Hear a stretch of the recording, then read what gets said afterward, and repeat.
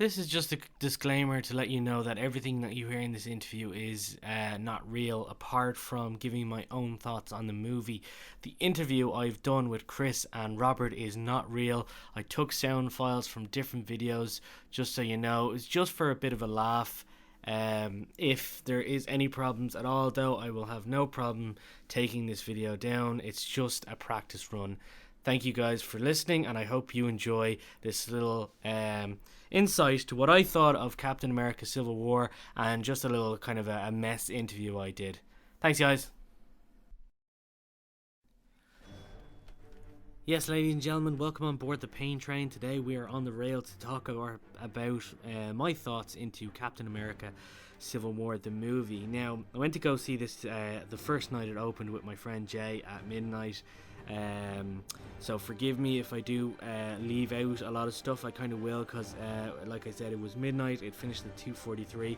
I still remember the main points, actually. And just before I get into this, yes, there will be spoilers, so if you do not want to be spoiled, please leave the video now. I cannot stress this enough, because it's nothing worse than when you're trying to listen to something and then someone will spoil it. And please, people, for the comments down below, do not spoil this for people. And because I said that, everyone's gonna fucking spoil it now for everyone. But anyway, to the movie at hand. I said this to my friend Jay before we walked into that movie. It's gonna happen. The reason Civil War, the whole agenda thing is going to happen, because civilians are going to die, or one of them is going to get very badly injured. And I was right in saying that civilians are going to die, because the minute the whole opening scene was they were trying to capture Crossbones, and who Crossbones is from the second movie. You'll recognize him. He was one of the guys from the security team who tried to beat up Chris Evans in Captain America 2 in the elevator. He was the main lad. He said, like, it's terrible, it's sorry about Nick, it's a shame and all this sort of stuff. And he's like, oh, do you want me to get the task force ready? So, like, he's Crossbones, and he basically dies within the first half an hour of the film. They're chasing him down because he's got a biological weapon. Now, basically what happens is he's wearing a suicide vest, and he triggers it while he's talking to Captain America. Now, what happens and how Captain survives is Scarlet Witch kind of encases him in, like, one of her shields, which kind of holds the blast of his suit as well. And she basically tries to throw him up into the air, because he's basically a ticking time bomb. The minute she lets go, he's just going to explode. And I don't know if she let go on purpose, or I don't know if she got startled, or I don't know if she thought, it was safe enough. But she let go anyway, and the whole hospital wing exploded. So, civilians basically died. There was a lot of injured, so straight away, there you go. The government has to intervene. They get these accords going saying, you guys need to be in check and all. And to be quite honest, myself, I'm on Captain America's side, okay? They're trying to get them to become from the first line of defense down to the last line of defense, which is a stupid move, because in any of the scenarios, from the Avengers 1 movie, from the Captain America 2 movie, or even from the Avengers 2 movie with the town and all, regardless of the amount killed, I mean, yes, they probably could have done things better and, like, reduced civilian casualties. The army probably, and the government, could have even done a better job of getting people out of there if they're always bitching about it, basically. Is that, if they had been the last line of defense on all three of those movies, everyone, like, so many more people would have died. Like in the first Avengers, all those space people coming out of the portal, they would have taken over the world. They would have destroyed the army in seconds. I mean, and like with the Avengers coming in at the last possible point, they would have destroyed the city. So many of them would have come through the portal before they even got there. They would have been overwhelmed and probably not been able to do anything about it. The second time, which was the three aircraft sky carriers that Hydra had basically reprogrammed to destroy everyone who was a threat. Everyone would have been dead straight away. The army wouldn't have been able to do absolutely nothing there whatsoever. And then finally the third one, with the city being lifted into the air thanks to Ultron again, millions and millions of people would have died instead of maybe the couple of hundred who did. Now, I'm not saying, I'm glad those people died in terms of being able to help the planet. Casualties will be casualties, but the better way of reducing so many casualties is if the government had came in as an army and got people out of the city. This shit wouldn't have happened. The minute the place started to go up in the air, you think Iron Man sent in the cavalry, I think, actually, now that was he? No, sorry, I forgot. Ultron had taken it. Sorry, I'm trying to think of everything in the top of my head here. But yeah, even in the first one, the government did absolutely nothing to try and get everyone out of Manhattan and New York, in terms of with the space, all the aliens coming in through the portal and all. The cops were trying to do something, but they couldn't have done stuff on their own. There was so many people in that. The army and the government should have went in and helped them, but they didn't. They didn't give a bollocks. And so many people died. After seeing the video with the Hulk, running up the buildings and then the debris falling on people, and the same with when Ultron was bringing the city up in the air, the building fell and killed a bunch of people and all. Yeah, fair enough, they had to be in check in terms of the damage and stuff that they were doing to the people around them, but at the end of the day, one life compared to 1,000 lives, it's that sort of thing that you try and save it all, but you can't really save it all. But at the end of the day, and this is what people should really understand.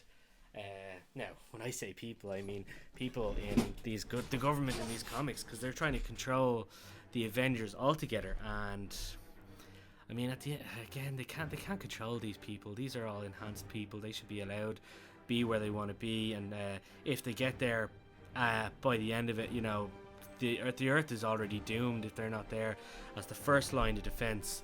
As Cap was saying, there's no point in being the last line of defense, because Earth has no way of handling these things. And I'm kind of glad in this movie that Thor and Hulk weren't there, and I think that was a very smart choice by Marvel Studios, because obviously, they're the two most powerful. I think obviously Banner would have sided with Tony, because they're BFFs, and Thor probably would have sided with Captain America just because he's all on his own planet. There's laws, there's the king and all that sort of stuff, but he never really liked the government from the start anyway, so he probably would have been on Captain America's side, and he would have been saying the same thing. If they're not there to defend straight away, the Earth would be doomed, screwed straight away. So you would have had probably Thor fighting the Hulk a lot of the time. So yeah, it still probably would have been balanced, but again, the angrier the Hulk gets, the stronger he becomes. So whichever team the Hulk probably had would have been the winners there in that terms. I think the best part I feel about the Civil War movie itself was the airport battle. When Spider-Man came out, when you saw Peter Parker in his house with Aunt May and Robbie Downey Jr., Tony Stark, and Tony Stark was talking to him about including him and getting him a better suit and all. I thought that was really well done. And oh god, Aunt May looks so hot. She really did. It was so. And I saw a funny meme there on Facebook a while ago saying before there was Uncle Ben, there was Uncle Tony, because that's the way it was happening. Tony was totally hitting on Aunt May. It was very funny indeed. No, the airport battle is by far my favourite. Ant-Man was there and he surprised everyone by growing giant instead of small. And I was like, whoa, what the hell? Because didn't expect him to do that in this movie, which was really cool. There's so much to this movie, and there's so much going on in my head right now, but I can't really think of it all together. Bucky, I think, played really, really well. I'm glad he was getting his memory back and all to be destroyed by your man with the glasses. I can't remember your man, the superhero or the super villain's name that he's meant to be, but kind of, if he's meant to be a super villain, he was passed off as a very weak one, in my opinion, just because he just used a bunch of words to to reactivate the Winter Soldier to do his lapdog stuff and all, and they basically just ran through that straight away. Like the minute Captain America subdued him, they brought him to a garage, and he was like, "Oh God, what have I done?" and all. I was like, that was a bit too easy. It's like, that never really happened last time. I mean, he was getting his memory back a bit when he was fighting Cap in the second movie, but that's only because, you know, he kept saying his name and stuff to him. But like, I didn't think it was wearing off that fast, you know. And God, what else is there? Oh yes, following your man who reactivated the Winter Soldier to the hangar, me and my friend Jay were just literally looking at each other going like, how is this going to end? Because they're all friends and it's pretty much almost over. So like, what the hell is going to spark the rest of this, you know? And then literally as they went down into the thing, they find your man. They literally turn on this TV, and they've showed us twice in the movie already of this car accident that Bucky is responsible for. And then the third time, the second Tony said, "I know that road," I was like, oh shit, you've got to be kidding me. Because I remember that Tony's parents died in a car accident. And then I just kept thinking to myself, fuck. I was like, this is it. Like, Bucky is responsible for his parents' murder. And true to the fact of the matter is you see Tony's dad and Tony's mom, and oh my God, it was so brutal the way they died in terms of what Bucky did. Like, and I'm kind of right in Tony saying is like, when you're mad at someone in terms of they're after killing your parents, you're gonna go all out to do what you can to kill them. I mean, I kind of feel that Captain America was a bit like stupid in terms of like, you know, yeah, I know. That's all he said. Yeah, I know. He never said, yeah, I know, but like he was being mind controlled by Hydra. It wasn't him. If he might have said that at the start, Tony might have thought about it a bit more, but the minute he went after Bucky, he was full on going after Bucky for killing his parents, like straight off, going into the action and all. He was not backing down from that whatsoever, and I thought that was such an amazing part of it altogether. So there's two after credit scenes. One sets up the Black Panther movie, and the other one sets up the Spider-Man movie, I feel, which is alright, which is pretty good. It ends with more or less Captain America breaking everyone out of the jail, because after the airport fight they all get caught. Well, most of them get caught, some of them get out of there, but like they all kind of get out of prison thanks to Captain America, and he also gives Tony a phone saying, if you ever need me, I'll be there. So it's obviously setting up again Infinity War. They're going to go their separate ways now. They're not going to talk to each other until Thanos gets to Earth, starts fucking shit up. Tony's like, I can't do this alone, and I guarantee you this is going to be the scene, right? This is going to be the scene. He's going to call him on his phone and say, I need you, and Captain America is going to be like, I'm standing right behind you. I feel that is going to be the scene for the reunion for both of them. I just feel it in my head right now. Right, enough of me waffling on. I know, like I said, I know I've probably left out a lot of stuff and all, but that's just my view. I really enjoyed it. I think you all should definitely go see it, and it's definitely worth the money to go see it. And we're hoping now the next one, I think we're more or less looking forward to, me and my friend, is X-Men Apocalypse, and then I think we've Suicide Squad after that, and then there's just so many movies coming out, and we feel we're literally going to be dead before they finish any, like, a lot of Marvel movies, because they just keep coming out and they keep being like box office smashes, and we love them. The only thing I think, the last point I'm going to make, is DC should really take a whole entire series of books from Marvel Studios. This is how you make good superhero movies. DC, don't get me wrong, Batman vs Superman, it was a watchable movie, but I feel so many things were rushed, so many things were done badly, and then so many things could have really been improved. But again, I liked the movie, I watched the movie, I thought it was okay. I will watch it again at some stage, but the Marvel movies are just my top favorite right now, and so is his. Anyway, okay guys, what I'm going to do is I'm going to leave it there, me waffling on for 15 minutes. I had Chris Evans and Robbie Downey Jr. in the studio there earlier, and we did a bit of an interview while they were here.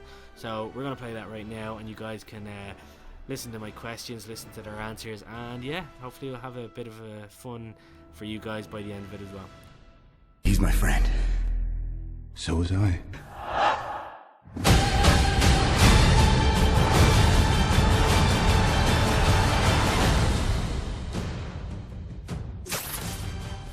Yes, guys, how's it going? And welcome. We have ourselves in the studio Mr. Robert Downey Jr. and Mr. Chris Evans. Now, Chris, if you don't mind, I'm going to start with Robbie here. We're just going to get into it, really, because we're kind of short on time at the moment. But Robert, the first question I have for you, my man, is did you ever think there would be this kind of a fight between your character and, of course, Chris's ever? I mean, it's crazy. I know.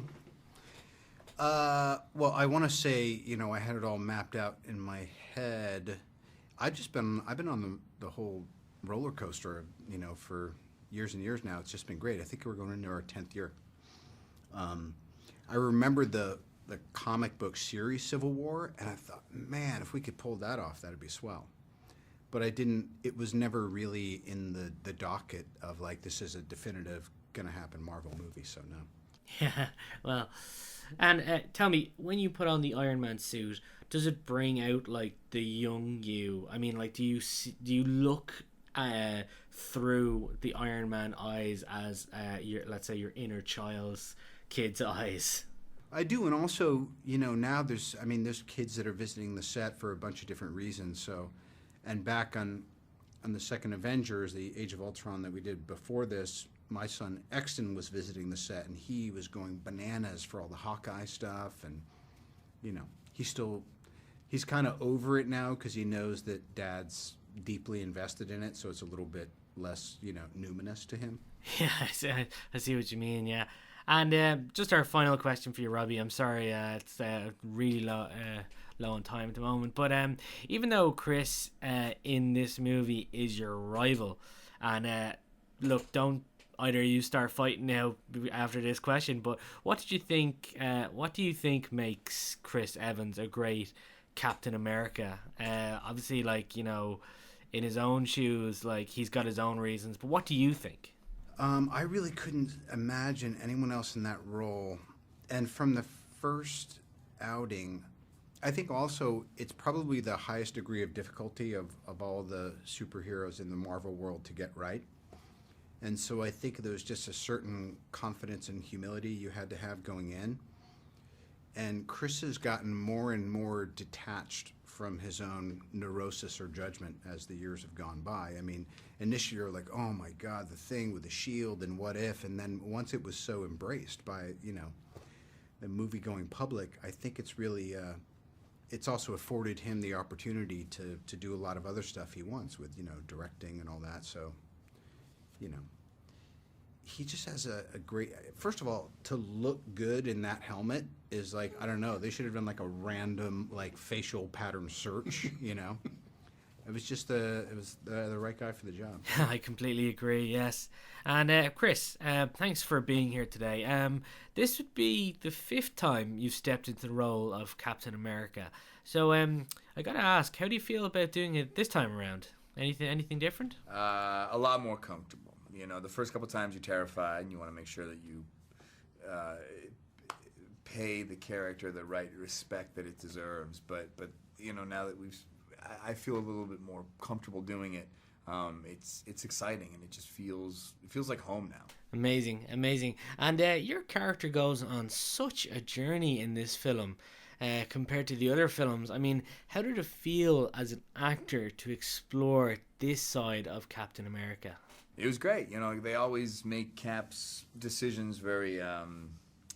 He's a very binary guy. It's this or that. I mean, he's black and white, and this is the first time it's kind of been an uncertain decision in terms of what the right move is, and it's self-serving. So it was exciting to kind of see him have a struggle that wasn't so clear. Yeah, no, it was amazing to see how you portrayed that as Captain America in this one. And just for my final question there, Chris, a lot of people are probably wondering this before they've seen the movie.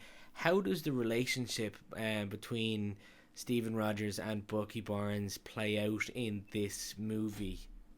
it's very relevant. You know, it's a very personal struggle for Steve. Steve always tries to take his emotions out of the equation. He always tries to think of the greater good. And when it comes to Bucky, it's a very personal situation. And so it's easy to become human and to let your emotions fog and cloud your judgment. And Bucky represents something from his past that no one else can match. I don't care how strong his bonds are with his current family.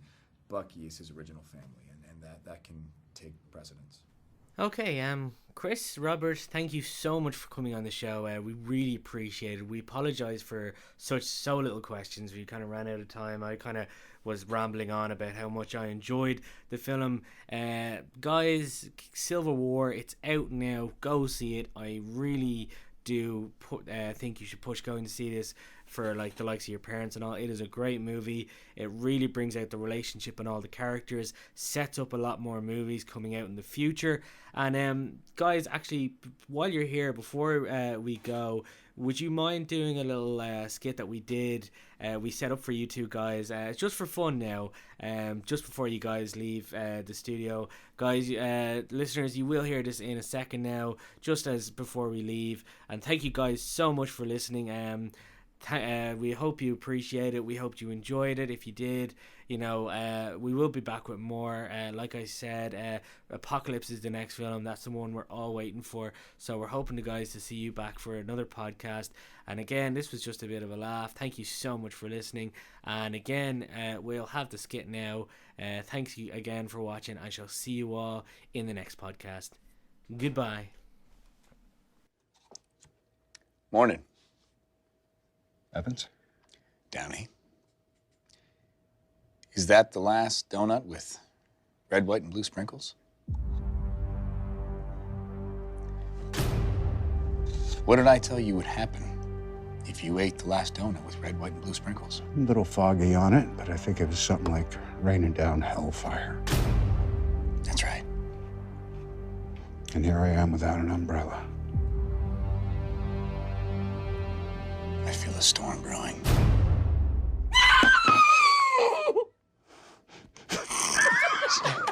Hold on, if we don't play that back, I'm canceling the press tour.